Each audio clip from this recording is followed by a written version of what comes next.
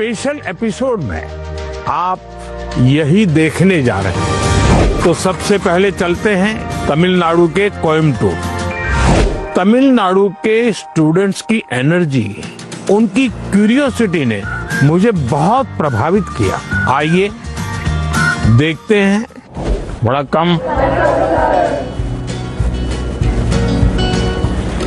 तो आप लोगों को कुछ खाने पीने को मिला कि नहीं? क्या मिला? नहीं, हमें घर से लेके आए थे। I couldn't believe my eyes when I saw him. First, I had expected like a dynamic, dramatic entry because he is the prime minister after all. But it was very simple, humble and down to earth. वो जब अंदर आए बस like goosebumps आने लग गए। It was really great. ऐसा है कि मैं कई वर्षों से 10th और 12th के जो बच्चे हैं उनसे बातचीत करता रहता हूँ, परीक्षा पे चर्चा। और मैं बातचीत करता हूँ कुछ सीखने के लिए। मेरे लिए बहुत बड़ा ये सीखने का कार्यक्रम होता है, ये सिखाने का कार्यक्रम नहीं। तो मैं आज तमिलनाडु के नौजवानों को इसलिए मिल रहा हूँ कि मुझे कुछ सीखना है। तो आप में से अगर कोई कुछ बातें करना चाहते हो, अपनी बात बताना चाहते हो, मुझे सुनना है। कौन शुरू करेगा? छवि जैन है मेरा नाम। मुझे स्टार्टअप करना है, तो मुझे किन किन विषय की जानकारी चाहिए और एजुकेशनल लेवल पे मुझे क्या करना होगा जिससे मुझे स्टार्टअप के लिए मदद मिल सके। आपकी बात एकदम सही है। मैं भी आजकल जब भी किसी नौजवान से मिलता हूँ तो तुरंत कहते हैं स्टार्टअप। पहले आपका ध्यान इस बात पे होना चाहिए कि आप क्या करना चाहते हैं। कुछ स्टार्टअप ऐसे हैं जो सिर्फ टेक्नोलॉजी में इनोवेशन करना चाहते हैं। किसी को लगता है मैं ड्रोन बनाऊं, किसी को लगता है कि मैं घर में बिजली की व्यवस्था ऐसी खड़ी कर दूं। तो किसी 4 दोस्तों को जानती हो जो टेक्नोलॉजी में एक्सपर्ट हैं। एक आध दोस्त है फाइनेंस में एक्सपर्ट है। चलो 4 लोगों की टोली बना दे, साइड में अपन स्टार्टअप शुरू करते हैं। जरूर नहीं कोई स्टार्टअप के लिए कोई 25 साल की उम्र चाहिए, आप कभी भी शुरू कर सकते हैं। छोटे छोटे स्टार्टअप से भी काम शुरू हो सकता है। तो मैं समझता हूँ कि अगर आपकी रुचि है तो बहुत अच्छी बात है। कुछ स्टार्टअप चलाते हैं, तुमको मिलने जाना और एक प्रोजेक्ट रिपोर्ट बनाओगे, उनको बताना चाहिए मैं तो स्कूल से हूँ, मैं स्कूल का प्रोजेक्ट बना रहा हूँ। तो वो छुपाएगा नहीं, आपसे बताएगा। तो धीरे धीरे आपको ज्ञान भी मिलेगा कैसे कर सकते हैं। सर, हमेशा मुझे ये डर रहता है कि कहीं मैं पढ़ाई में ज्यादा फोकस करूँ तो मैं अपनी पैशन खो दूं। अगर मैं अपने पैशन पे ज्यादा फोकस करूँ तो मेरी पढ़ाई छूट जाएगी। दोनों के बीच में बैलेंस कैसे लाऊं? देखिए, पहली बात है कि 2 अलग चीजें, ऐसा आप मानते क्यों हैं? दोनों उपयोगी हैं। जैसे मान लीजिए आपको आर्ट का शौक है? और आपने साइंस का कोई विषय पढ़ा और उसमें कोई लैब की चर्चा है और कुछ केमिकल मिलाने की चर्चा है। तो आप ऐसा कीजिए, कागज लीजिए, लैब बनाए, कागज पे पेंटिंग कर लैब बनाए। फिर जो केमिकल पढ़ने के थे हर बोतल में केमिकल का नाम लिखे। फिर आप पढ़ने में आया था कि भाई इस केमिकल को मिलाने से ऐसा कलर बनता है, तो एक दूसरा चित्र बनाइए उस पॉट के अंदर वो कलर। तो आपको चित्र का काम भी हो गया और आपको वो लेसन भी याद हो गया। यानी एक साथ दोनों चीजें बहुत अच्छी तरह से आप कर सकते हैं। आपके थकान को उतरने के लिए भी एक प्रकार से आपके पास जो कला है, क्राफ्ट की, जो कुछ भी आपकी सीखने की इच्छा है, वो आपको मदद कर सकती है। डेली या सप्ताह में 2 दिन आधा घंटा इसके लिए दो। समाज जीवन में जिसकी जरूरत है वो शिक्षा तो करनी है, लेकिन जो व्यक्ति के जीवन में उपयोगी है वो आप इसे कर सकती हैं। हमारा देश भी 2047 में डेवलप्ड राष्ट्रों के साथ एक होने वाला है। मेरा प्रश्न क्या है कि हम नवयुवक इसे हासिल करने के लिए क्या कर सकते हैं? मुझे अच्छा लगा कि मेरे देश के 10th 12th के बच्चों के मन में भी 2047 विकसित भारत का ड्रीम है। ये मेरे लिए बहुत बड़ी खुशी की बात है ना। आज मुझे अब मजा आएगा। वाह, देखिए ये चीज है ना। अब 2047 में विकसित भारत यानी क्या है? आपने कभी सिंगापुर के विषय में सुना होगा। सिंगापुर एक जमाने में एक मछुआरों का छोटा सा गांव था, उसमें से आज इतना बड़ा बन गया। तो ली कुआन यूं कहते थे कि भाई अगर हमको डेवलप कंट्री बनना है तो हमें अपनी आदतें डेवलप कंट्री के लोगों की होती है वैसी बनानी पड़ेगी। हमें थर्ड वर्ल्ड कंट्री की तरह कहीं पर भी कूड़ा कचरा फेंक दिया, कहीं पर थूक दिया, ये नहीं चल सकता। सिर्फ कहीं जाना है, भाई यहाँ पर रेड लाइट है, मुझे स्कूटर खड़ा कर देना चाहिए।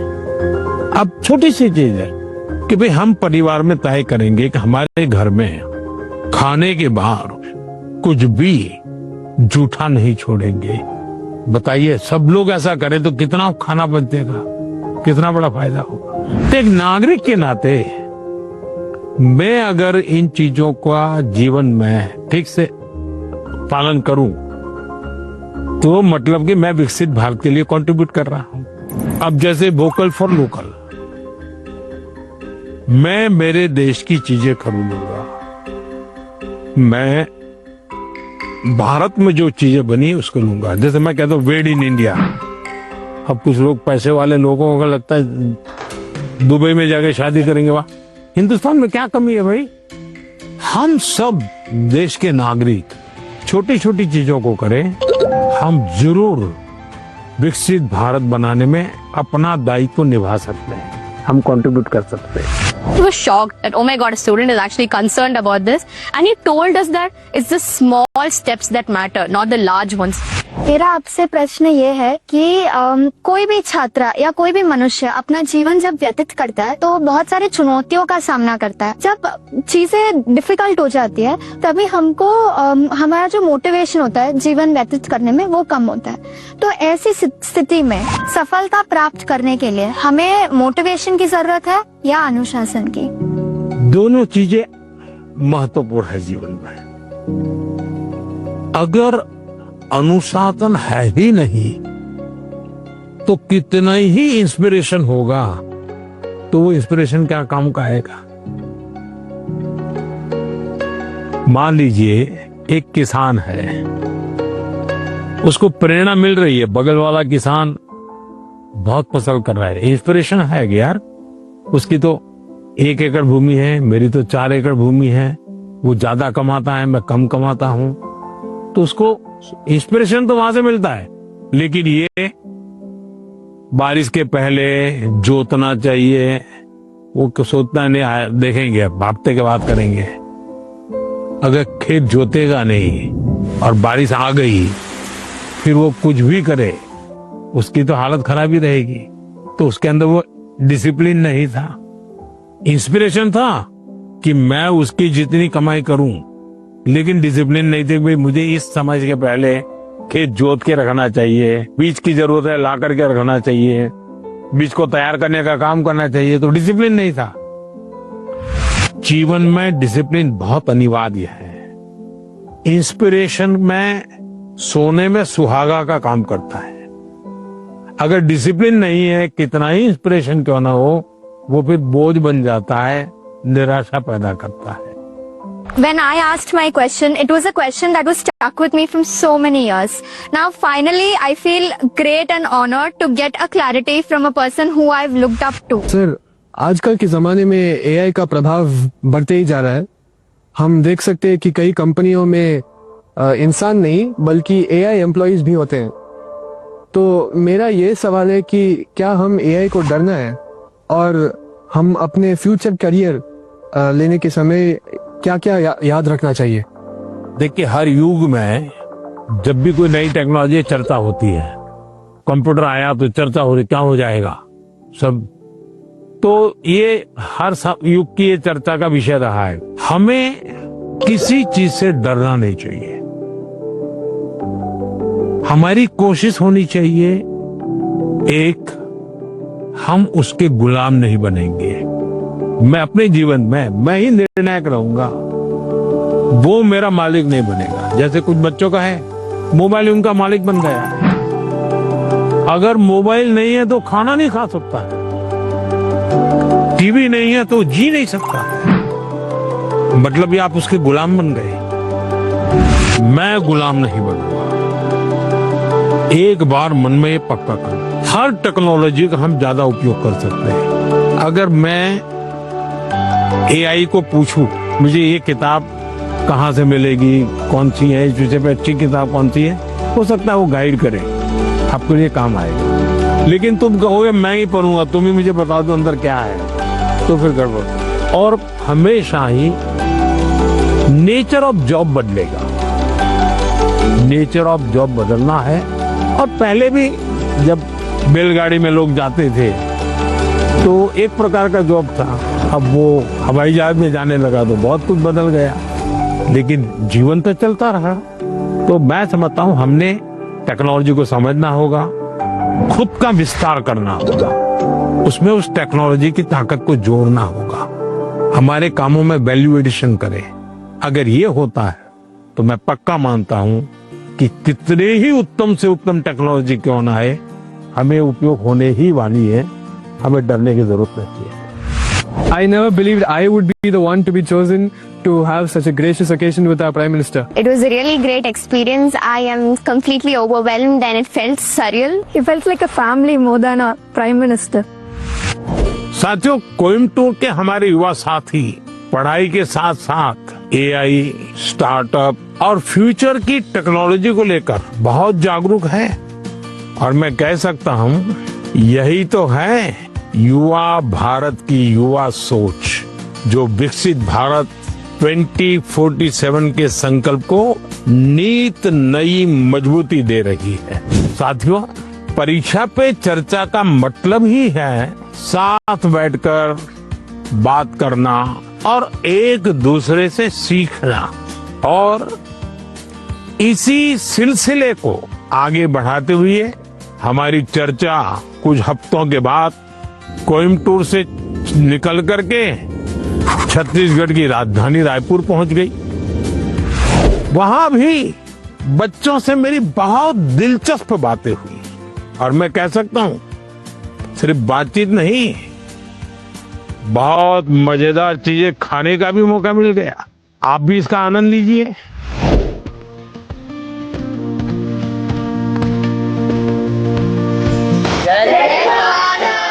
जय जोहार।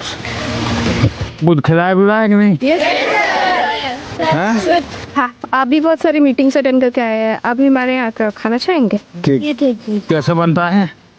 सर ये बेसन को गोल गोल आकार देके उसको तलते हैं। अच्छा, और ये नमकीन होता है। तो कब खाते हैं ये लोग? सर दिवाली के टाइम।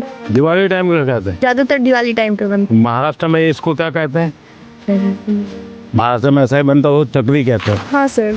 ये क्या है? सर ये खुरमी है। हाँ। हमारी गुड़ से बनती है, आटे से बनती है, सूजी से बनती है।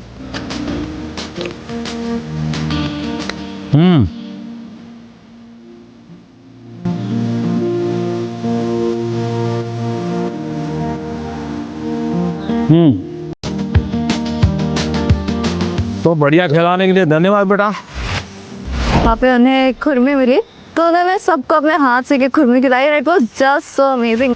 आपके मन में भी कुछ सवाल आते होंगे आज आप लोग यहाँ आने के लिए मौका मिल गया तो बताइए।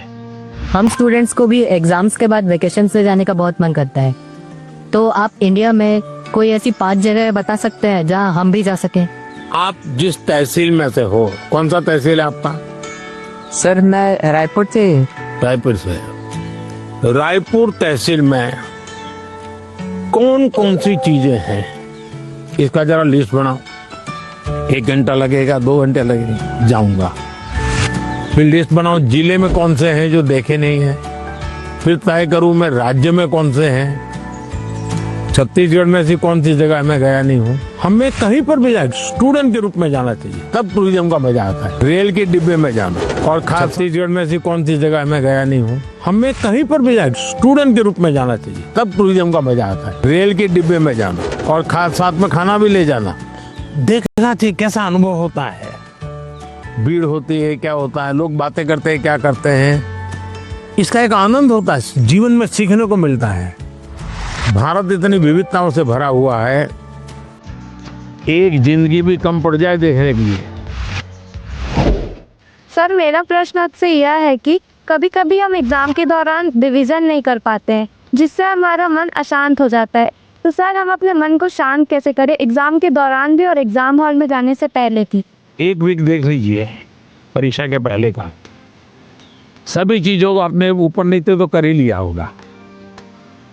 आप मान के चलिए आपने जो सुना है, आपने जो पढ़ा है, वो बेकार नहीं गया है, कहीं ना कहीं तो स्टोरेज है ही है वो। आप शांत मन से बैठ लीजिए, चिंता मत कीजिए, जैसा पेपर आता है देख लीजिए। दूसरी चीज, आप अच्छा विद्यार्थी बनना है ना, आपको उस विषय पर ग्रिप होनी चाहिए ना, तभी तो अच्छे विद्यार्थी बनोगे। सब्जेक्ट पर ग्रिप कैसे आएगी? एक अच्छा खिलाड़ी कैसे बनता है? निरंतरता बनाए रख, दिन में रूटीन में चलता है। सबसे बड़ी बात है वो लगातार कंपटीशन करता रहता है, गिरता है, पटकता है, हारता है, जीतता है, करता है, उसमें से वो खिलाड़ी बनता है। ठीक है, आपको मैं एक सुझाव देता हूँ, आप करिए। आपके क्लास में कुछ विद्यार्थी होंगे, आपको लगता है जरा पढ़ने में थोड़ा कम है, ऐसे तो होते ही हैं, हाँ? ऐसे एक आध को आप दोस्त बनाइए, ये टेक्निक बहुत कायम आई है आपको। उसको कहो कि मैं आज तुझे मैथ सिखाना चाहता हूँ। अब उसको मैथ सिखाने के लिए आप जो मेहनत करेंगे, दिमाग फोकस करेंगे, आपका मैथ्स पक्का होगा कि नहीं होगा? मैं ताइक्वांडो खेलती हूँ और मैं आगे चल के स्पोर्ट्स पर्सन बनना चाहती हूँ। अपनी स्टडीज और स्पोर्ट्स को बैलेंस करके कैसे रख सकती? शिक्षा की जीवन में भी जरूरत है, समाज जीवन में भी जरूरत है। इसको अंडर एस्टिमेट नहीं करना चाहिए। ये गलती कभी मत करना कि खेल में मैं बहुत अच्छा हूं इसलिए मुझे पढ़ने की जरूरत नहीं है, लेकिन शिक्षा ही सब कुछ कर लेगी ऐसा नहीं है। आप में हुनर है, जो भी है उसको डेवलप करना चाहिए। खिलाड़ी बनने के लिए खेले वो एक विषय है, लेकिन जिंदगी में खेल होना चाहिए, ये भी बहुत जरूरी है। जिंदगी खेल होने से बचाना है तो जिंदगी में खेल होना चाहिए। खेलना भी है, खेलूंगा तो खिलूंगा, और पढ़ना भी है ताकि और लोग कहें नहीं कि इसको कुछ पढ़ना उड़ना आता नहीं इसलिए मैदान में रहता है। नहीं, पढ़ने में भी मैं पावरफुल हूँ, खेलने में भी पावरफुल। वो जो भी बताए उसको मैं अपने लाइफ पे इम्प्लीमेंट करने का कोशिश करूंगी, और मैं लफ्जों में बयान नहीं कर सकती आज जो भी हुआ।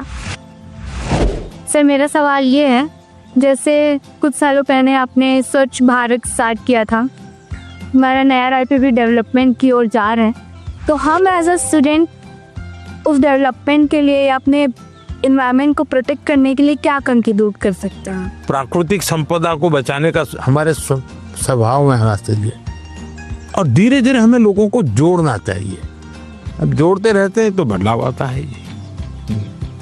खुद के जीवन में कुछ नियमों का अगर हम पालन करते हैं, जैसे अब पानी, मुझे बताइए कि मैं ब्रश कर रहा हूँ और पानी बह रहा है, अरे भाई तुम ब्रश कर रहे हो तो पानी तो बंद करो, जब मुंह धोओगे तब पानी लेना।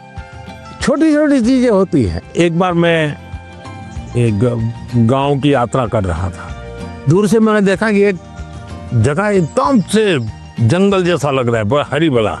क्या है बोले तो स्कूल है, तो सब इतना सूखा है, ग्रीन है।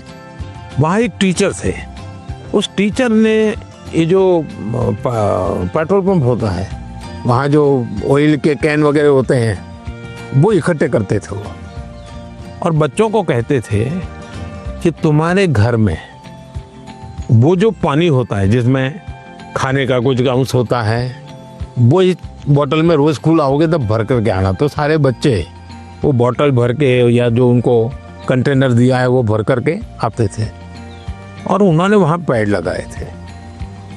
हर बच्चे को एक पेड़ दे दिया गया था। वो जो पानी ले आता था वो उसमें डालना होता था उसको। फर्टिलाइजर का भी काम करता था, सब्जी वब्जी के टुकड़े होते थे।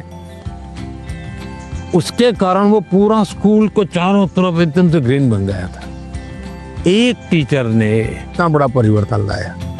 मानवीय रूप से व्यवहार करे तो बदलाव शुरू हो जाता है। छोटी चीजें हैं, हम आराम से कर सकते हैं। समाज का वातावरण हमारे स्वभाव में आना चाहिए। आप इतने साल से देश को संभाल रहे हो, देश के लीडर हो, तो आप फ्यूचर जनरेशन से, हम बच्चों से ऐसी कौन सी क्वालिटी एक्सपेक्ट करते हो कि हमारे अंदर आनी चाहिए एक लीडर के रूप में? ऐसा लीडर बनना है कि लीडर बनना है? दोनों बनना है। देखिए, पहले लीडर बनिए। जो काम है मन में तय करिए, कोई करे या ना करे मैं करूंगा। जब ये शुरू आ जाएगा, मैं अपने से शुरू करूंगा, तो आप देखिए अपने आप लीडरशिप आना शुरू हो जाएगी। जैसे मान लीजिए यहाँ कूड़ा कचरा है, आप जा रहे हैं और आपने एक उठा लिया, तो आपके साथ जो 4 लोग चलते होंगे ना, आपने देखा होगा वो भी, उनको भी लगे यार उठा लो।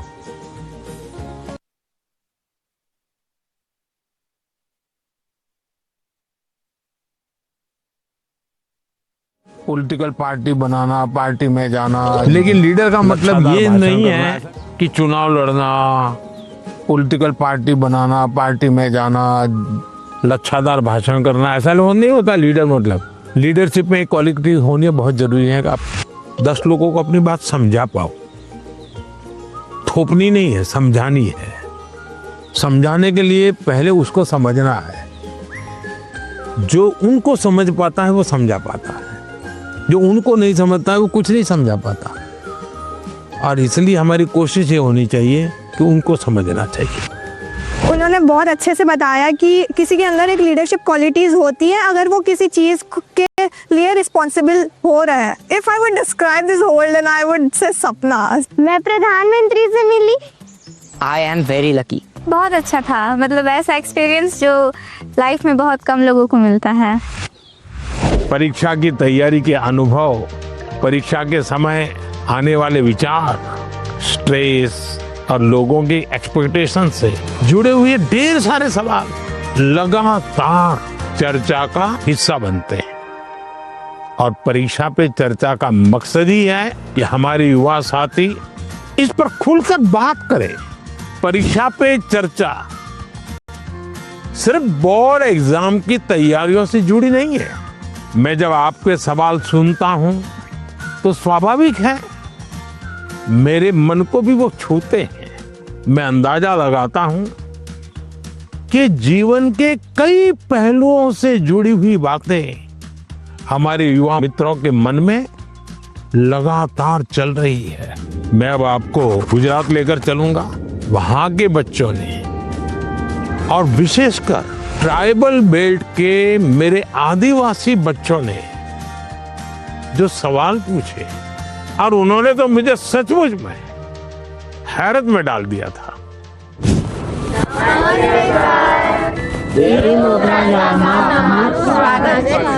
वाह, तो मैंने तो કહ્યું આજે બધાને હિન્દીમાં બોલવાનું છે। તો ફાવશે ને? चलिए। सर जब आए तो हमने देखा कि उन्होंने एक कोटी पहन रखी है जिस पे वर्ली आर्ट है। तो हमारे आदिवासी समाज में वर्ली आर्ट का बहुत महत्व है, तो हमें ये देख के बहुत अच्छा लगा। तुम बहुत एक्साइटेड थे आपका मिलने के लिए। किसी और बच्चे को आपसे मिलने और आपसे बातें करने के लिए कितने सवाल होते हैं, लेकिन हम उतने नसीब वाले हैं कि जो आपके साथ बातें करें। आप कितने दूर से आए? हम यहाँ डेडियापाड़ा से। डेडियापाड़ा से ही आए? अच्छा। हम मांडवी से। मानवी, अच्छा। क्या नाम? जय। जय और रवि है। इतने बड़े हो गए आप लोग। पहचानते इनको? बताया कैसा मेरा परिचय आपसे? इनकी हिम्मत आई कि नहीं आई सबका? हाँ, ये मुझे पहले भी एक बार मिलने आए थे दोनों। चलिए बताइए, आप लोग कुछ पूछना चाहते हो, कुछ जानना चाहते हो, बताइए। सर, हमारे माता पिता ने यह बताया कि पहले कुछ आदिवासी इलाके थे जो बहुत ही पिछड़े हुए थे। तो उन्होंने यह भी बताया कि आपका गुजरात के आदिवासी इलाकों से बहुत लगाव है और आपने वहाँ बदलाव भी किया। तो मैं जानना चाहूँगा कि आपको इस चीज़ की प्रेरणा कहाँ से हुई? आपको पाल चित्रिया की घटना मालूम है? हाँ है। वहाँ आदिवासी समाज के बहुत बड़ा आज़ादी का संघर्ष लड़ा था। एक बार बहुत भयंकर अकाल हुआ था, तो उस समय मैं उस क्षेत्र में काफ़ी दिनों तक रह करके काम करता था। तो उस समय लगता था कि यहाँ एजुकेशन पे ध्यान देना चाहिए। उसके बाद जब मुझे मौका मिला, मुख्यमंत्री बना, तो मैं ध्यान देने लगा। आपको हैरानी होगी, एक समय ऐसा था कि उमरगांव से अंबाजी तक एक भी साइंस स्कूल नहीं था।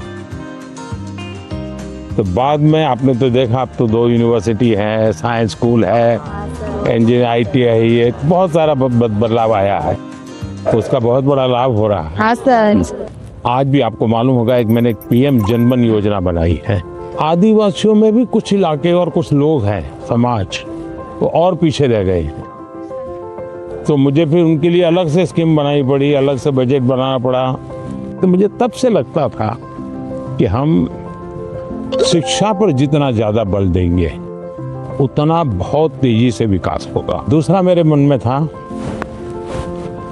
पूरे आदिवासी बेल्ट उमरगाम से अंबाजी पूरा हाईवे बनाया है, तो विकास के लिए इंफ्रास्ट्रक्चर की बहुत जरूरत होती है। लोग भी आना जाना शुरू करते हैं, तो उस दिशा में ध्यान दिया। मेरा आपसे यह प्रश्न है कि पहलगाम हमले के बाद हमारे घर में सब चर्चा कर रहे थे कि अब आगे क्या होगा। पूरा देश आपकी ओर देख रहा था। फिर ऑपरेशन सिंदूर हुआ और हमारे देश की सेना ने जीत हासिल की। तो ऐसे संजोग में आपने अपने तनाव को कैसे हैंडल किया? हम तो सिर्फ परीक्षा के तनाव से। आप लोगों को परीक्षा का तनाव आ जाता है। जब आप पुरानी परीक्षा के दिनों को याद कीजिए, अगर पुरानी परीक्षाओं को याद करेंगे तो आपको लगेगा हाँ यार, जब गया तब तो टेंशन था, लेकिन जब करके आ गया तो कुछ नहीं था। ऐसा होता है कि नहीं? होता है। परीक्षा के लिए सबसे अच्छी चीज होती है कि आप पेपर सॉल्व करने की आदत डालें, लिखने की। ज्यादातर लोग क्या करते, पढ़ते हैं। यस, अगर खुद इस प्रकार से आप प्रैक्टिस करते रहते हैं तो मुझे पक्का विश्वास है कि आपको कभी भी तनाव नहीं आएगा। हम क्या करते हैं, पूरे दिन किताब, अरे कभी हंसो है। दूसरा सबसे बड़ी चीज है जो आज लोगों को ध्यान में नहीं है, वो है नींद। अच्छी नींद लेनी ही चाहिए। आपको लगेगा ऐसा कैसा प्रधानमंत्री है जो सोने की बात करने के लिए आया, हम तो एग्जाम के लिए पूछ रहे थे। लेकिन वो नींद इतनी पूरी लेते हैं तो बाकी समय आपका बहुत ही फ्रेश, नए विचार, नए आइडिया, मन बहुत प्रफुल्लित रहता। हाँ सर। हम डॉक्टर या कभी इंजीनियर या कभी अफसर बनना चाहते हैं, तो हमें आगे बढ़ के अपना करियर कैसे चूज करना चाहिए सर? अगर आपने एक महीने में 10 चीज अलग अलग बता दी तो घर वाले क्या कहेंगे, इसका तो कोई ठिकाना ही नहीं। ये तो अच्छी चीज है कि आपको कुछ किसी को देख के लगा मैं भी ऐसा बनता तो क्या होगा। अगर ये हमको करना है, जो व्यक्ति बहुत बड़ा बन गया है, वो बड़ा बनने की इच्छा होना बुरा नहीं है, लेकिन वो बड़ा बना है तहीं से अपने को जोड़ो मत। कहाँ से शुरू किया था, अगर आपका ध्यान उस पर होगा तो फिर अगर हाँ यार यहाँ से चलो मैं शुरू करता हूँ। कोई कहेगा कि मैं क्रिकेटर बना, लेकिन जब मैं 8वीं कक्षा में था तो सुबह 4 बजे उठ करके साइकिल चला करके स्टेडियम तक जाता था और फिर मैं 2 घंटे प्रैक्टिस करता था। तो फिर तो मैंने कहा अच्छा इतना मेहनत करना पड़ता है, चलो मैं शुरू करता हूँ। अभी तो क्या लगता है, देखिए यार सेंचुरी लगा दी, फोटो छप गई। तो सपनों के लिए जीना सीखे, सपनों के अनुकूल जिंदगी बना, लेकिन शोर अगर मचाए तो सफलता शोर मचाए। हाँ, जैसे ही आप नंबर 1 आ जाएंगे तो सफलता शोर मचाएगी नहीं मचाएगी? पूरे स्कूल को पता चलेगा या नहीं चलेगा? चलेगा। पूरे गांव को पता चलेगा या नहीं चलेगा? तो हमारी कोशिश ये होनी चाहिए। सर ने जो बातें कही, जो मैंने सुनी, सब मैंने अपने जीवन में आगे बढ़ने के लिए और आगे बढ़ के कुछ बनने के लिए सब अपने लिए सोचा। आइए सर, अब हम ले चलते हैं हमारे कल्चर से रिलेटेड कुछ चीज़ें दिखाने। सर, ये है वारली पेंटिंग्स है, जो एक कार्डबोर्ड बनाते हैं उससे ऐसे पेंटिंग करते हैं। ये सभी वो चीज़ें हैं जो हमारे कल्चर से रिलेटेड है। सर हमने आदिवासी का जो आदिवासी है उनके कलाकृतियों को रिप्रेजेंट किया है, जैसे कि चित्रकला है, ये लिपन आर्ट, ये जो मैंने बनाया ये है पिथुरा आर्ट। खुद बनाए हो? यस सर, आपके लिए ये बनाया। क्या नाम आपका? किशन है। ये आपकी हैंड राइटिंग है? Yes sir. अरे वाह, थैंक यू सर। कितने बढ़िया है भाई। घर की दीवारों पे ये बनाए हैं और उनकी पूजा भी करते हैं। वाह, तो आप तो बड़े आर्टिस्ट हो गए भाई। हाँ सर। हैं? मुझे बहुत अच्छा लग रहा है कि हमारे भारत देश के वड़ा प्रधान ने मेरी पेंटिंग्स ली है और सर ने भी बहुत अच्छी तरह के हमारे साथ जैसे हम खुद फ्रेंड्स के साथ बात कर रहे हैं ऐसा फील हो रहा था। प्लीज आपसे ये सवाल है कि आपकी लाइफ में आपके टीचर्स का क्या रोल? बहुत रोल था, बहुत रोल था। जैसे मैंने बताया, ये मेरे टीचर हमें डेली कहते थे कि आप लाइब्रेरी जाइए, टाइम्स ऑफ इंडिया में ये एडिटोरियल के ऊपर एक वाक्य रहता है, वो अपने उसमें लिख करके आइए, और दूसरे दिन वो उसकी चर्चा करते थे। तो ऐसी बहुत सी चीज़ें थी, जैसे ये जो फिटनेस वाला मामला है, तो मेरे यहाँ एक परमार साहब करके से, जब मैं प्राइमरी में था, वो बहुत आग्रही रहते थे फिजिकल फिटनेस के लिए, सिखाते थे भी थे, और योगा सिखाते थे, मलखम सिखाते थे। हम प्लेयर नहीं बने, लेकिन हमें ये तो समझ आया कि ये शरीर के लिए ज़रूरी है। तो हर टीचर का हर एक के जीवन में, अब दुनिया के कितने भी बड़े महान पुरुष को मिलिए, उसके जीवन में से दो बातें जरूर मिलेगी। वो एक वो कहेगा कि मेरे जीवन में मेरी माँ का बहुत बड़ा रोल है, हाँ। दूसरा कहेगा मेरे जीवन में मेरे टीचर का बहुत बड़ा रोल। हर एक क्षेत्र में हमारा देश आगे बढ़ रहा है, तो आप बताएंगे कि हमारे देश से आदिवासी समुदाय के लोग हमारे देश को आगे बढ़ाने में क्या कर सकते हैं? वह देखिए, देश जो आज आगे बढ़ा है ना, वो आदिवासी समाज के कारण ही बढ़ा है। आज देश का पर्यावरण बचा है तो आदिवासी समाज के कारण बचा है। वे प्रकृति की पूजा करते हैं, प्रकृति की रक्षा करते हैं। आज भी हमारे देश की सेना सर्वाधिक देश भर के आदिवासी समाज के बेटे बेटियां सेना में है। आज देश के हर क्षेत्र में अब कोई फर्क नहीं रहना चाहिए, हमारे लिए कोई फर्क नहीं है। हमारे पास तो अब जैसे स्पोर्ट्स में हमारे आदिवासी बच्चे बहुत कर सकते हैं, इनका डेवलपमेंट हुआ, देश का नाम रोशन। आपको मालूम है अभी क्रिकेट महिला टीम जीत करके आई, पता? क्रांति गौड़ नाम की बच्ची है मध्य प्रदेश से, वो आदिवासी बेटी है, उसने खेल कूद में नाम कमाया है। और वैसे भी हमारे देश के कई खिलाड़ी हैं जो आदिवासी समाज से हैं और उन्होंने बहुत बड़ा नाम रोशन किया है। उसी प्रकार से हुनर, आपके पास इतनी कला है, आप अगर टेक्नोलॉजी सीख लें तो यही सामर्थ्य कितना आगे बढ़ जाएगा। तो एक तो हमें नौकरी के लिए जिंदगी ये नहीं हो सकता, नहीं। सपना तो ऐसा होना चाहिए भाई मैं एक ऐसी जिंदगी जीना चाहता हूँ, उसके लिए मैं जिंदगी को बनाऊंगा। अगर ये हम करते हैं तो हमें बहुत लाभ होगा। गाना गाएंगे, चलिए सुनाइए। नारी तू तपालू रे नारी, जंगलू रे नारी तू तपालू रे नारी, उत्पाती आए या मोके माता, तेरे तू सताली आए या मोकी माता। हम सबने मिलके उनके लिए गाना गाया जो कि यहाँ मोगी माता के बारे में था। वो कहाँ रहते हैं, कैसे रहते हैं, वो सब था उस सॉन्ग में। हमारी बहुत सारी बातचीत हुई सर के साथ कि कैसे जीवन में हमेशा खुश रहे, सारे स्ट्रेस को कैसे दूर करें, अपने टाइम मैनेजमेंट कैसे करें, और एग्जाम के बारे में भी कैसे मतलब पढ़ाई करें, एग्जाम से डरना नहीं है।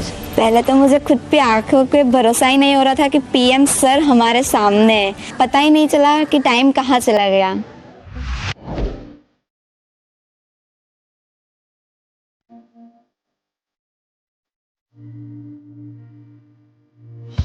परीक्षा पे चर्चा का हमारा सफर अष्टलक्ष्मी यानी नॉर्थ ईस्ट भी पहुंचा और गुवाहाटी में परीक्षा पे चर्चा, और वो भी ब्रह्मपुत्रा के उस बहते हुए प्रवाह के बीच मजे से सैर करते करते चर्चा भी चलती रही।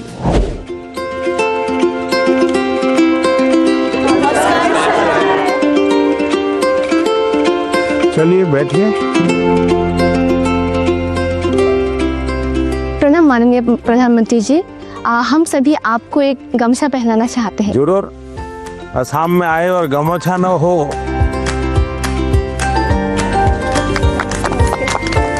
वाह। उनका जो प्रेजेंस है ना वो बहुत ही कामिंग है, लाइक रिलैक्स जैसा लग गया। बैठे रहने पर जो एंजाइटी होती है सब निकल गया। उनके साथ एक साथ बहुत बातें की फिर हमने। अच्छा, आप लोगों ने परीक्षा पे चर्चा कार्यक्रम पहले कभी देखा है टीवी? अच्छा, कभी आप लोगों ने वो किताब देखी? Exam warrior. तो उसमें से फिर आपको पहले जो सोचते थे परीक्षा के पहले और अब सोचते हैं, उसमें क्या फर्क है? किताब पढ़ने के बाद या कार्यक्रम देख क्या फायदा हुआ आपको? परीक्षा से इतना डर नहीं लगता। आपके जो मंत्र दिए हैं ना, वैसे जैसे कि लाइक परीक्षा को एक सेलिब्रेशन उत्सव की तरह सेलिब्रेट करना चाहिए। तो अब थोड़ा थोड़ा परीक्षा की तरफ से मतलब डर कम रहा है पर अब। लेकिन डर तो घर के लोग डराते हैं ना। हाँ सर। हैं? पूछते हैं कि लाइक वो 1 नंबर कहा गया, क्यों कटा 1 नंबर। जीवन में अगर संतोष हो जाता बस बहुत हो गया, अब क्या, तो फिर जीवन में प्रगति नहीं होती। ये जीत तो रहनी चाहिए मन में, लेकिन उसके लिए मैंने मंत्र में एक बात बताई है। सर हमें किसी और से प्रतियोगिता नहीं करना चाहिए। या शाबाश। मैंने ये कहा है कि हमने लगातार खुद से कंपटीशन करते ही रहना चाहिए। कोई हमें कहता भी 99 आए, 1 क्यों नहीं आया? ठीक है, उन्होंने कहा, बात अलग है। लेकिन खुद को भी पूछना चाहिए कि मेरे जीवन में ये बदलाव क्यों आया, ये कमी क्यों रही, क्या कारण था? अच्छा, आपके मन में कुछ सवाल होंगे तो जरूर पूछिए। मेरा आपसे यह प्रश्न है कि मैंने सुना है कि आप अपने रोजमर्रा की जिंदगी में एक पर्टिकुलर डाइट हेल्दी रहने के लिए फॉलो करके चलते हैं। तो हम छात्र ऐसा कौन सा मैजिकल डाइट फॉलो करके चले जिससे कि हम एनर्जाइज्ड और फोकस रह पाए और हमारा सबसे बेहतर प्रदर्शन आ पाए परीक्षाओं में? हकीकत ये है कि मेरा कोई डाइट का सिस्टम ही नहीं है, क्योंकि मैं पहले अलग अलग परिवारों में भोजन करता था, तो इतना ही रहता था कि मैं वेजिटेरियन हूं तो वेजिटेरियन खाऊंगा। फिर उस घर में जो होता था वो मैं खाता था। दूसरा, मुझे खुद को कभी पकाना पड़ता था, कभी खिचड़ी पका देता था। खिचड़ी खाते हैं नहीं हम। डाइट आपकी पसंद का होना चाहिए, यानी ऐसा नहीं दवाई की तरह डाइट नहीं खाए। तय करो कि पेट भर के खाना है कि मन भर के खाना है। आप ज्यादातर लोगों के क्या होता है, मना न करे तब तक खाते रहे। अनाज जो है पेट भर के खाते हैं, लेकिन सांस सीना भर के नहीं लेते हैं। यहां उल्टा करना चाहिए। दिन में जब भी मौका मिले एकदम शरीर भर जाए इतना सांस लेना चाहिए। हो सके तो कुछ पल उसको रोकना चाहिए और फिर धीरे से निकालना चाहिए।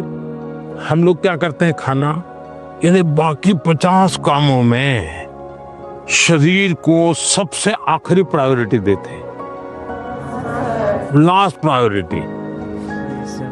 अच्छा, आप में से कितने लोग हैं जिन्होंने नियम बनाया कि हम सूर्योदय देखेंगे यानी देखेंगे?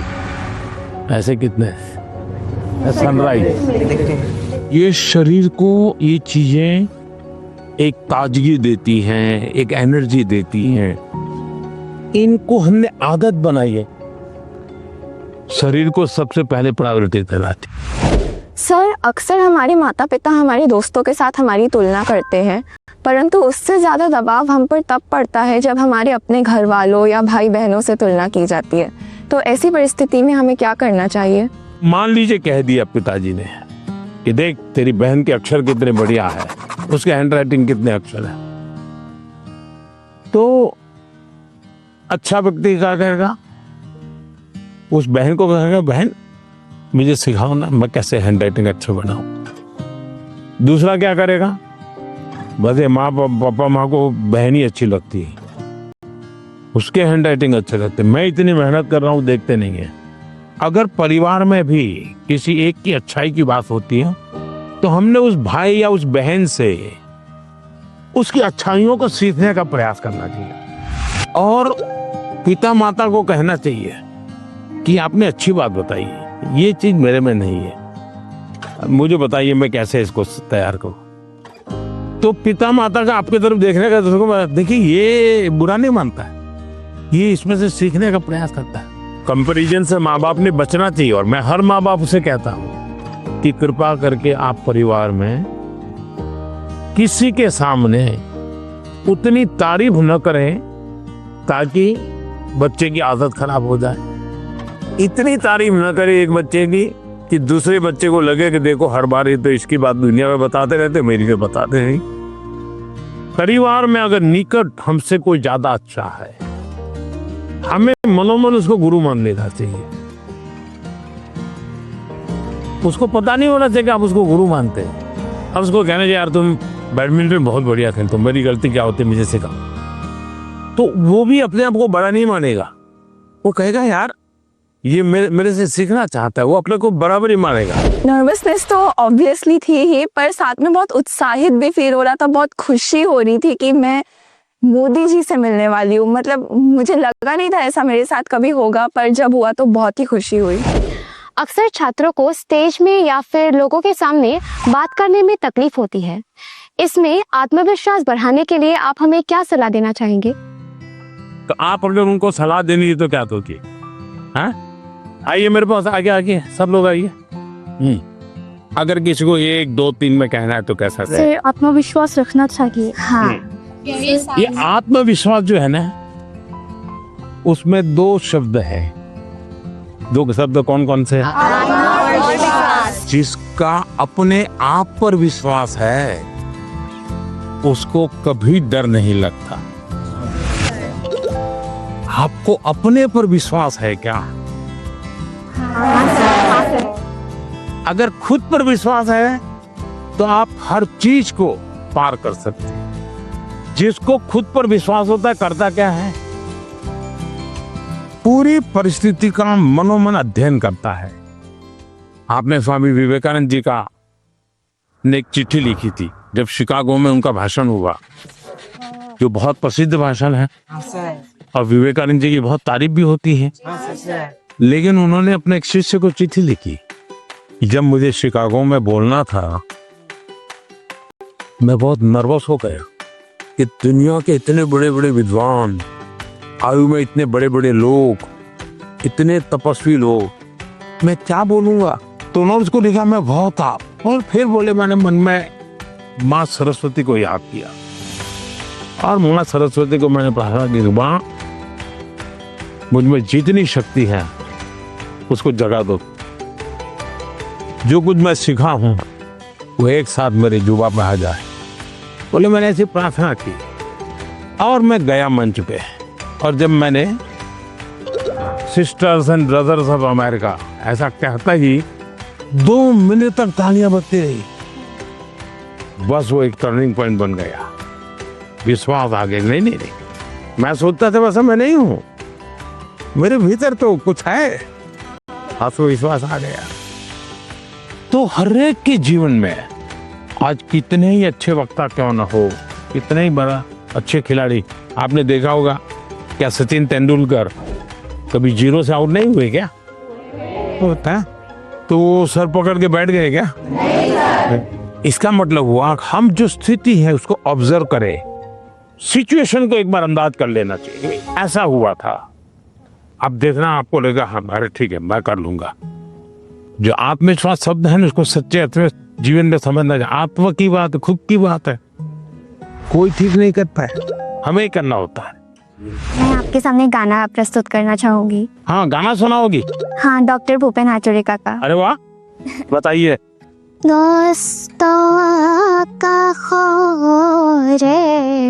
সপোন ৰহন হানি ক্লান্ত লুই তৰে হেঙুলীয়া पानी।